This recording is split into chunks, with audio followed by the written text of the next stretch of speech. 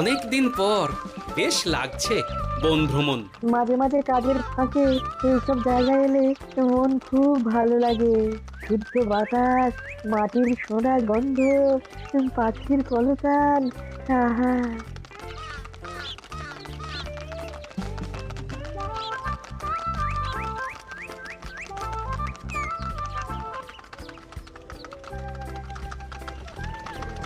মহারাজের রথ থামছে। আমরা এইখানে বসে আজ রাজকার্য পরিচালনা করব। মন্ত্রী, তুমি ঝটপট এখানে বসার বন্দোবস্ত করে দাও। আমি এক্ষুনি ব্যবস্থা করে দিচ্ছি মহারাজ। এই এখানেই আমাদের বসার জন্য ছাউনি করে দাও। এক্ষুনি করে দিচ্ছি মন্ত্রী মশাই। এরা বসার জায়গাটা করে দিক, ততক্ষণ আমরা একটু হেঁটে আসি।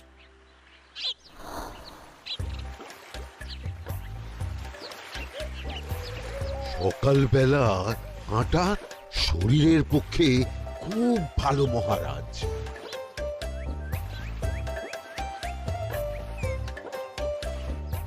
আগেকার দিনে রাজা মহারাজরা এই সব বনে মৃগয়া করতে আসতেন। মৃগয়া একদম ভালো নয় মন্ত্রী। তুমি জঙ্গলে আসছো অন্য প্রাণীদের মারতে। কেন মারবে? ওরা তো তোমার কোনো ক্ষতি করেনি। না, তা করেনি, কিন্তু তখন ওটা রাজা মহারাজাদের খেলা ছিল। শুনেছি আপনার প্রপিতামহ খুব ভালো বাঘ শিকার করতেন, অনেক বাঘ মেরেছেন। মন্ত্রী, তুমি একটা কথা হয়তো জানো না। আমার প্রপিতামহ শিকার করতেন, কিন্তু কোনো স্বাভাবিক জানোয়ারকে নয়। যে বাঘ মানুষ খেকো হয়ে প্রজাদের ক্ষতি করত, আমার প্রপিতামহ সেই সমস্ত বাঘদেরই মারতেন। এছাড়া উনি বন্য প্রাণী সংরক্ষণ করতে বড়ই ভালোবাসতেন।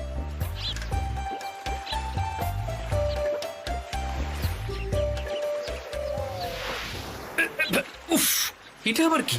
এই এটা আবার কোথা থেকে উড়ে এলো? কোথাও তো ঝড় হাওয়া কিছুই নেই।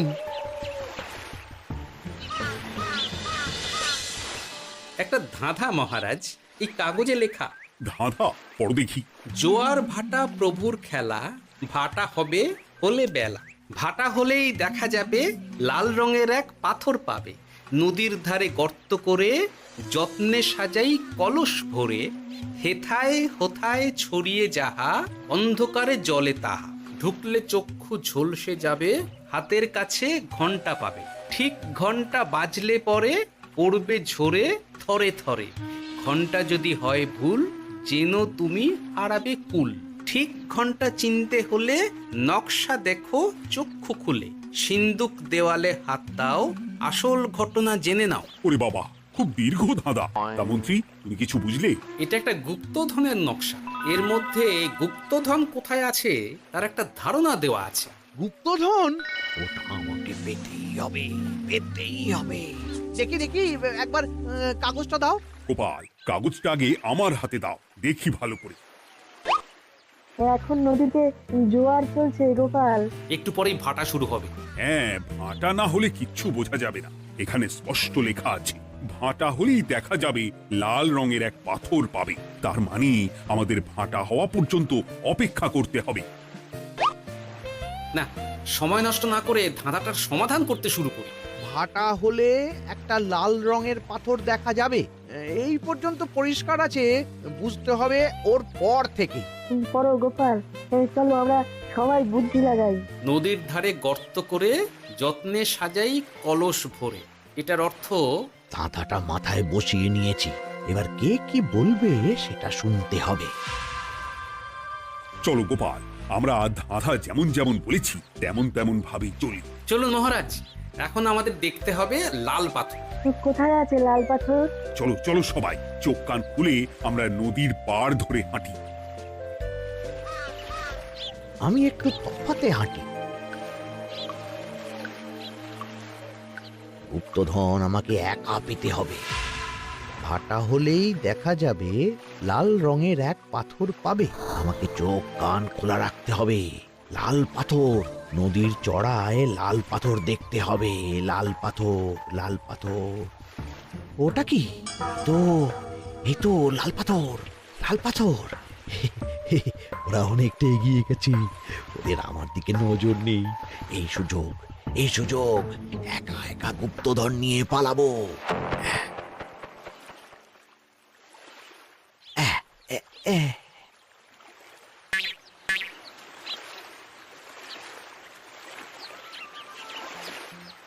কি গো, আমরা তো হেঁটেই চলেছি, লাল পাথর তো কই দেখতে পাচ্ছি না। আরেকটু হাঁটতে হবে মহারাজ, গুপ্তধন বলে কথা, ওকে আর সহজে ধরা দেয়? সেটা অবশ্য সঠিক কথা। আচ্ছা, আমরা সবাই তো আসছি হেঁটে হেঁটে, মন্ত্রী মশাই গেলেন কোথায়? ও কি যে ঘটে! সত্যি তো, মন্ত্রী কোথায়? ও সেনাপতি, মন্ত্রীকে দেখেছো? কই না তো মহারাজ। তাহলে কোথায় গেলেন মন্ত্রী মশাই? এই জঙ্গলে বাঘ ভাল্লুক আছে, শেষে কিনা বাঘে নিল। হায় হায় হায়, মন্ত্রী গিন্নির কাছে আমি কি মুখ দেখাবো? হুম, বাঘ ভাল্লুকের পেটে যাবার লোক তো মন্ত্রী মশাই নন। ও গোপাল, কি ভাবছো? কিছু তো একটা বলো। এখন আমাদের মন্ত্রী মশাইকেই খুঁজতে হবে। তবে মন্ত্রী মশাই বাঘ ভাল্লুকের পেটে যায়নি। তুমি নিশ্চিত হচ্ছ কি করে? অত পেঁচালো মানুষকে বাঘ ভাল্লুক গন্ধ শুকেই ছেড়ে দেবে, হজম করতে পারবে না। না না না, এখন রসিকতা করার সময় নয়, আমাদের মন্ত্রীকে খুঁজে বার করতেই হবে। কোথায় গেল মন্ত্রী? চলো চলো, গুপ্তধন মাথায় থাক, চলো মন্ত্রীকে খুঁজি। আহ, মন্ত্রী কোথায় গেল কে জানে। একবার পুরো ধাঁধাটা ঝালিয়ে নি। ভাটা হলেই দেখা যাবে লাল রঙের এক পাথর পাবে। ভাটা হয়েছে, লাল রঙের পাথরের মাথায় চাপ দিয়ে গুহার মুখও খুলেছি। এবার এবার নদীর ধারে গর্ত করে যত্নে সাজাই কলস ভরে। এটাই তো ঠিক বুঝতে পারছি না।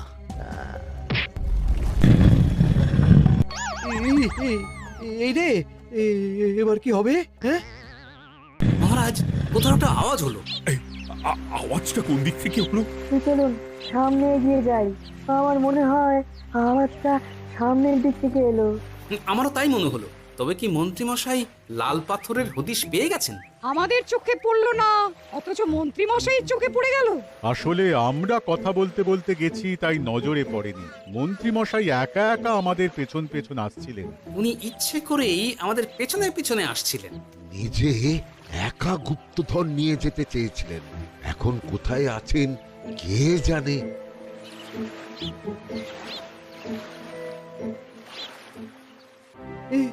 অন্ধকারে কিছু দেখতে পাচ্ছি না তো। ধাঁধাতে কি ছিল? হ্যাঁ, কি ছিল? হেথায় হোথায় ছড়িয়ে যাহা, অন্ধকারে জলে তাহা, ঢুকলে চক্ষু ঝলসে যাবে, হাতের কাছে ঘন্টা পাবে।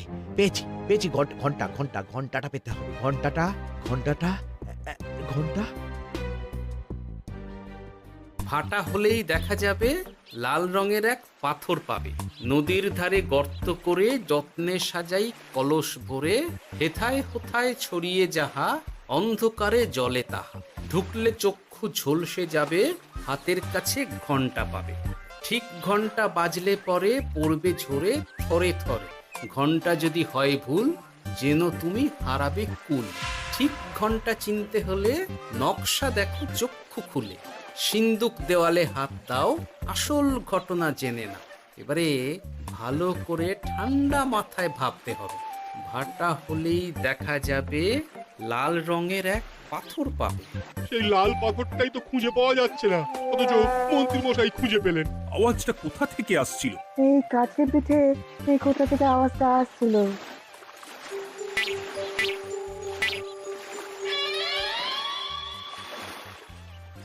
এই তো, এটাই মনে হয় সেই লাল পাথর। একটু নাড়িয়ে চাড়িয়ে দেখি তো কিছু হয় কিনা।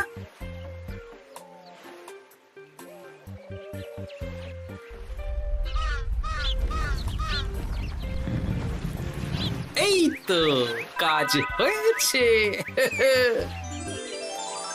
এই তো সুড়ঙ্গ। আপনারা নিচে নামুন।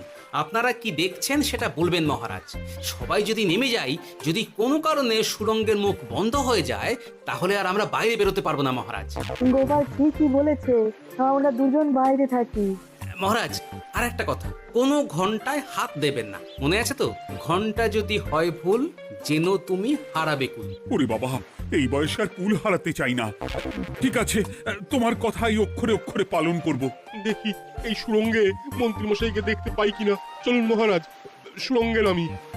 সবাই সাবধানে নামো।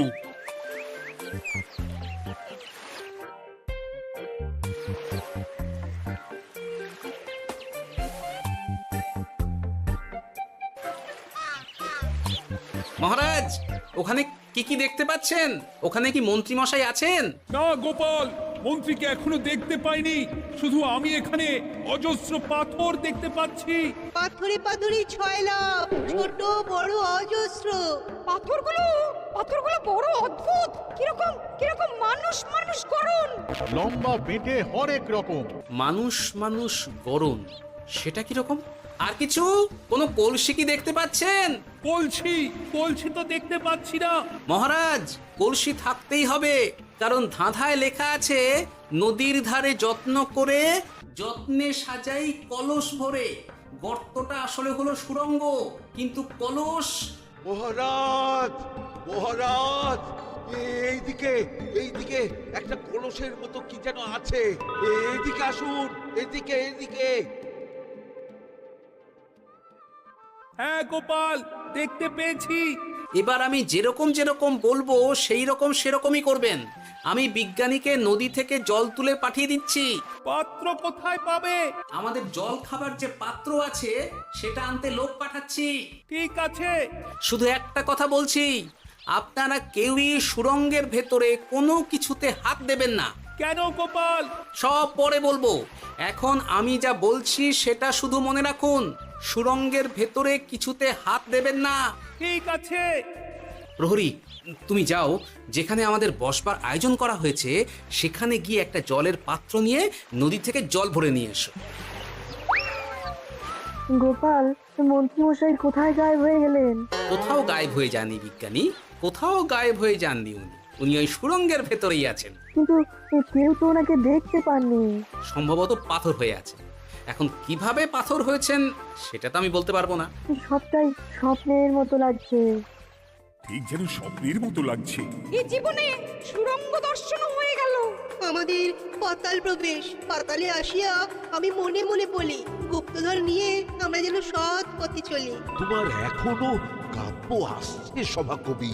আসছে মানে কাব্যের সাথে আছে রোমাঞ্চ, করছে গা শীত, হচ্ছি আমি অধীর। মহারাজ, জল দিয়ে বিজ্ঞানীকে পাঠাচ্ছি। কি করতে হবে বিজ্ঞানীকে সব বলে দিয়েছি। তুমি ভেতরে আসবে না? আসবো ঠিক সময়ে। এখন আমি যেমন যেমন বলবো আপনি ঠিক তেমন তেমন করবেন। ঠিক আছে। বিজ্ঞানী, যেমন যেমন বললাম ঠিক তেমন তেমন ভাবে কলসিকে জল দিয়ে পরিষ্কার করবে। মনে রেখো, ধাঁধায় আছে কলসি সাজাই যতন কর। তুমি একটা কথা মনে রেখো বিজ্ঞানী, কোথাও হাত দিও না কিন্তু। ঠিক আছে গোপাল, তোমার উপস্থিত বুদ্ধির তুলনা নেই। আমি যাচ্ছি গোপাল। সাবধানে সাবধানে। মহারাজ, বিজ্ঞানী যাচ্ছে। সাবধানে নামো, সাবধানে। মহারাজ, এই কলসিটা কোথায়? ওই তো, একটু সাবধানে যাও। বিজ্ঞানী, কলসির দেখা পেয়েছো? পেয়েছি পেয়েছি পেয়েছি। এবারে কলসিটাকে ভালো করে জল দিয়ে ধুয়ে দাও। কলসির আলোয় সুড়ঙ্গ আলোকিত গোপাল। এরপর কি? ভালো করে দেখুন মহারাজ, কোথাও ঘন্টা দেখতে পাচ্ছেন কিনা। ঘন্টা?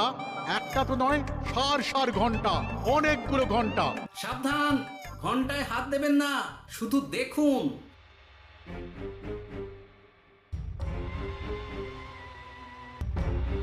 মহারাজ, আমরা গুপ্তধনের খুব কাছে চলে এসেছি। তাই নাকি? কি মজা কি মজা, এবার খাবো ক্ষীরের গজা। সভাকবি চুপ করো, এখনো আমরা গুপ্তধন পাইনি। বাবার মুখে দাঁড়িয়ে সবগুলো তারা আঁকা। বিজ্ঞানী, কোন ঘন্টায় চাঁদের নকশা করা আছে কি? একটু দেখে বলো না।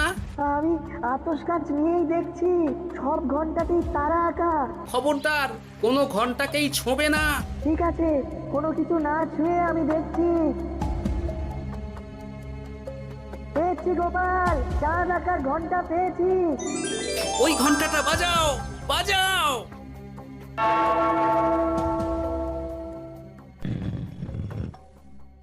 গুপ্তধন পেয়েছেন মহারাজ? বাঁচাও, বাঁচাও, বাঁচাও। বাঁচান মহারাজ, বাঁচান। বিজ্ঞানী, মন্ত্রীর গলা পাচ্ছ না? মহারাজ, আমি পাথর হয়ে আছি, আমাকে মানুষ করুন মহারাজ। তুমি তো মানুষই ছিলে, হঠাৎ করে পাথর হলি কেন? মহারাজ গুপ্তধন পেয়েছেন? পেয়েছি, তার সাথে মন্ত্রীকেও পেয়েছি। মন্ত্রী এইখানে কোথাও পাথর হয়ে দাঁড়িয়ে আছে। দাঁড়ান মহারাজ, এবার আসছি। সাবধানে এসো। আমি ভেতরে যাচ্ছি, বুঝলে? যদি কোনো কারণে দেখো পাথরটা গুহার মুখটা আটকে দিয়েছে, অমনি তোমাদের কাজ হলো পাথরটাকে ছুঁয়ে ফেলা, বুঝলে?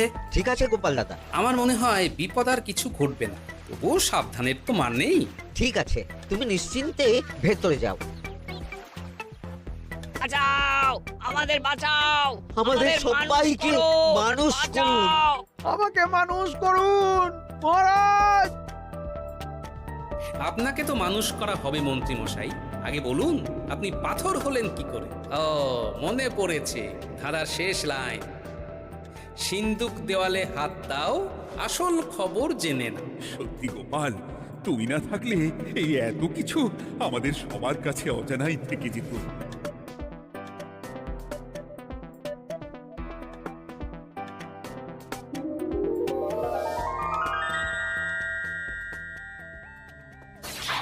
ধন্যবাদ আমাকে মুক্ত করার জন্য। আপনি কে? আমি যক্ষ। আমাকে এই ধন সম্পত্তি পাহারা দেওয়ার জন্য এক ডাকাত দলের সর্দার যক্ষ করে রেখেছিল। আমি 100 বছর ধরে এইখানে যক্ষ হয়ে আছি। আমি তোমার জন্য মুক্ত হলাম গোপাল। এই সম্পত্তি তোমার গোপাল। সম্পত্তি নিয়ে আমি কি করব? আমি এই সব সম্পত্তি মহারাজকে দান করলাম, রাজ্যের অনেক কাজ হবে। তুমি ধন্য গোপাল, তুমি ধন্য। এবার আমার যাবার সময় এসেছে, আমাকে যেতে হবে। যাবার আগে এই পাথরগুলোকে মানুষ করে যান। এরা সব লোভী। আমি আমার সীমিত ক্ষমতায় এই গুপ্ত ধনের ধাঁধাকে এখানে যারাই ভ্রমণ করতে আসে তাদের হাতে তুলে দিই, কিন্তু কেউ এই ধাঁধার সমাধান করতে পারে না। সবার মনে লোভ কাজ করে, এই লোভ এদেরকে পাথর করে রেখেছে। পাথর হলো কি করে? একটা মানুষ এসে বুক ভরা লোভ নিয়ে আধা পুরো না জেনে পাথরে হাত দিলেই সে পাথর হয়ে যাবে। আমাদের ভুল হয়েছে, আর লোভ করব না, আমাদের বাঁচাও। আমাকে মুক্ত করে দিন, আমার খুব ভুল হয়েছে মহারাজ, মুক্ত করে দিন আমায়। তুমি এখানে আগে এসেছিলে, তাই তো আগে এসে ভাবলে নিজেই একা একা গুপ্তধনকে হরপ করে দেবে। এদিকে তোমাকে না দেখতে পেয়ে আমাদের কত চিন্তা হচ্ছিল। যারা লোভী তারা কারো কথা ভাবে না, শুধু নিজের কথা ভাবে। আমাকে আর একটা সুযোগ দিন, আমি আর লোভ করব না মহারাজ। তোমার কথার কোনো দামই নেই। না মহারাজ, আমাকে আর একটা সুযোগ দিয়ে দেখুন, আমি আর লোভ করব না, আমাকে মানুষ করুন মহারাজ। আমাদের সবাইকে মানুষ করুন। দয়া করে মানুষ করুন। যক্ষরাজ, এদের আপনি ক্ষমা করে দিন।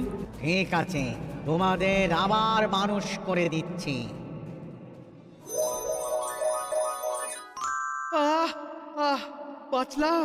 বাঁচলাম। এই রকম বারবার বাঁচা যাবে না, কিন্তু এবার সাপ ব্যাং যাই হবে না কেন ওইভাবেই থাকতে হবে, এই আমি বলে দিলাম। এবার আমার মুক্তি। মুক্তি নেবার আগে আরেকটা প্রশ্ন, যে ডাকাত সর্দার তার সম্পত্তিকে রাখার জন্য আপনাকে যক্ষ বানিয়েছিল, এই সম্পত্তি তো তাদের, আমরা তো নিতে পারি না। লোভ বড় খারাপ গোপাল। অতিরিক্ত লোভ মানুষকে পশু করে দেয়। ওই ডাকাত দল এই সম্পত্তির জন্য সবাই কাটাকাটি করে মরে গেছে, কেউ আর বেঁচে নেই। সুতরাং এই সম্পত্তিতে তোমার অধিকার আছে। এই সম্পত্তি তুমি গ্রহণ করো। নিলাম আমি, কিন্তু এই সম্পত্তি মহারাজকে আমি দান করলাম। ডাকাত দল জনগণের সম্পদকে লুঠেই তো সম্পত্তি বানিয়েছে, তাই আমি জনগণের কাজে লাগবার জন্যই এই সম্পত্তি মহারাজকে দিলাম। গোপাল, তোমার জয় হোক। এবার তাহলে আমি যাই। তোমরা সবাই সুখে থেকো আর ভালো থেকো। গোপাল, তোমার তুলনা হয় না। তোমার ঋণ আমি কোনোদিন শোধ করতে পারবো না। তুমি কৃষ্ণনগরের জন্য যা করলে তা ইতিহাসে লেখা থাকবে। না মহারাজ, আমি এমন কিছু করিনি, এই কাজ সবাই করবে। জয় গোপালের জয়। জয় গোপালের জয়। জয় কৃষ্ণনগরের জয়। জয় কৃষ্ণনগরের জয়।